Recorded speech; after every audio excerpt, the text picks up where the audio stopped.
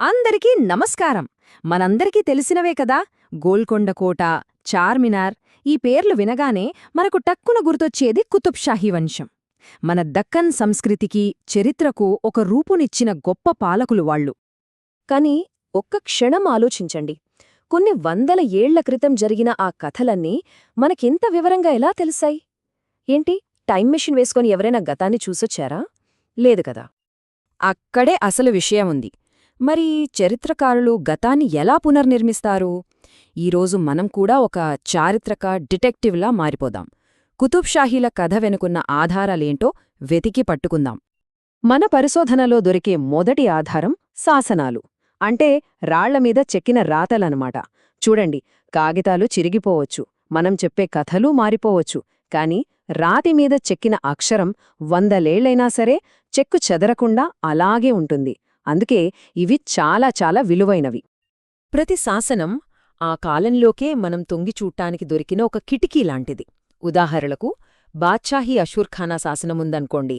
అది మనకేం చెప్తుందంటే, ఫలానా రాజు ఫలానా సంవత్సరంలో ఈ కట్టడాన్ని కట్టించాడు అని ఖచ్చితమైన తేదీలతో సహా చెప్తుంది. అలాగే దారుషిఫా శాసనం, అప్పట్లోనే ఒక పబ్లిక్ హాస్పిటల్ ఉండేది అనడానికి ఇంతకంటే పెద్ద ప్రూఫ్ ఏముంటుంది చెప్పండి? అంతేకాదు, శాసనాలు కేవలం ఒకే విషయం గురించి చెప్పవు, ఒక టైంలైన్ను కూడా మన ముందు ఉంచుతాయి. ఇక్కడ చూడండి, క్రీస్తు శకం 1323 నాటి విలాస తామ్ర శాసనం. ఇది కుతుబ్ షాహీలు రాకముందు ప్రజల పరిస్థితులు ఎంత దారుణంగా ఉండేవో చెబుతుంది. అంటే ఆ తర్వాత వచ్చిన కుతుబ్ షాహీల పాలనను అంచనా వేయడానికి ఇదొక బేస్ లైన్ లాంటిది అన్నమాట. సరే, శాసనాలు మనకి వాస్తవాలు చెప్పాయి.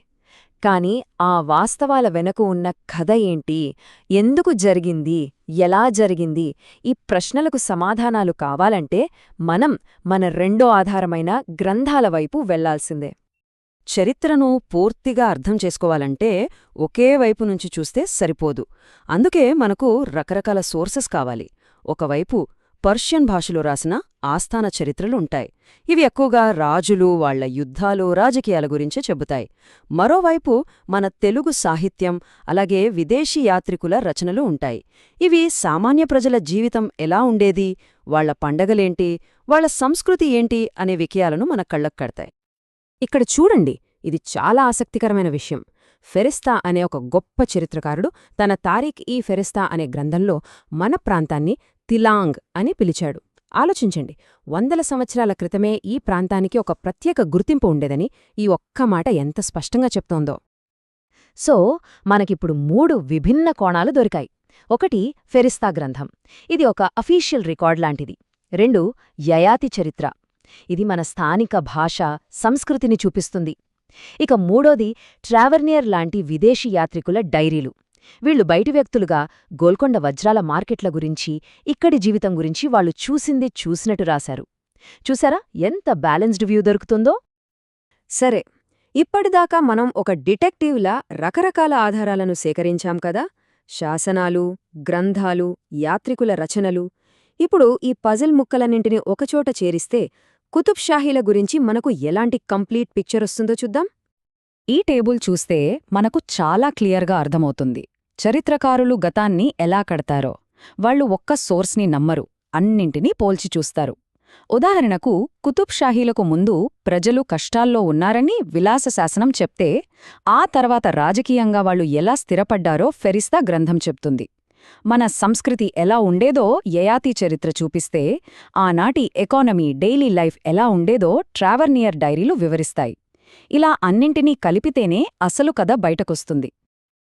సో ఈ ఆధారాలన్నిటినీ కలిపి చూసిన తరువాత మనం కొన్ని విషయాలను చాలా కాన్ఫిడెంట్గా చెప్పొచ్చు. ఈ సామ్రాజ్య స్థాపకుడు సుల్తాన్ కులీ కుతుబ్ షా. వాళ్ల మూలాలు మధ్య ఆసియాలోని కారాకోయుండ్లు, అంటే నల్లగొర్రె అనే టర్కోమాన్ తెగకు చెందినవి. ఇక వాళ్ల మతం షియా ఇస్లాం. వాళ్ల రాజధాని గోల్కొండ, దానికి కాకతీయుల కాలంలో మాన్కల్ అనే పేరుండేది. ఇవన్నీ ఊహలు కాదు, ఆధారాలతో నిరూపించబడిన వాస్తవాలు. సరే, అంతా బాగానే ఉంది. కానీ అసలు పాయింట్కొద్దాం. చరిత్రను అర్థం చేసుకోడానికి ఇన్ని రకాల ఆధారాలు, ఇంత డిటెక్టివ్ పని ఎందుకు అవసరమంటారు? ఒకే ఒక్క ఆధారం మొత్తం కథను చెప్పడానికి ఎందుకు సరిపోదు? ఒక్క క్షణం దీని గురించి ఆలోచిద్దాం. దానికి సమాధానం చాలా సింపుల్.